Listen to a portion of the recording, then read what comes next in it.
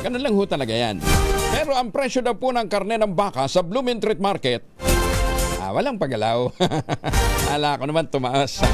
Detalye na balita mula kay Tina Nolasco, RH9, Tita Teens. Good morning!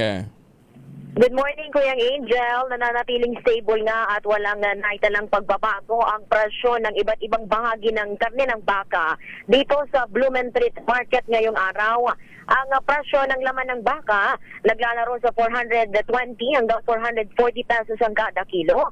Ang tuwalya, 250 pesos. Ang maskara ay ganoon din at ang bituka. Ang balat naman ay nasa 200 pesos ang kada kilo.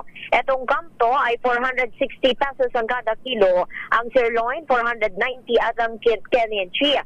At para sa mga naghahanap naman ng papapaitan at iba pang lamang loob, wala ring naging paggalaw sa presyo ng paa ng baka, 200 o etong kidney o yung tinatawag nilang bato ng baka, 240 pesos ang kada kilo, maging ang atay, puso at ang laman ng baka na pampapaitan ay nasa 320 pesos hanggang 350 pesos ang kada kilo.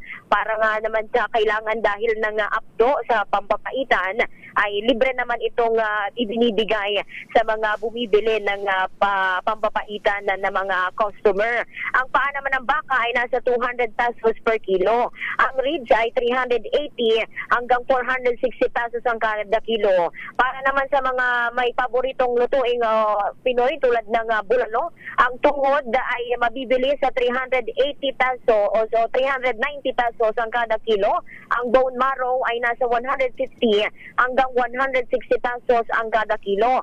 Ang neck bone ay ibinebenta sa 380 pesos ang per kilo. Ito si RH9 Tina Nolasco para sa DZRH, una sa Pilipinas, una sa Pilipino. Maraming salamat, Tita Teens!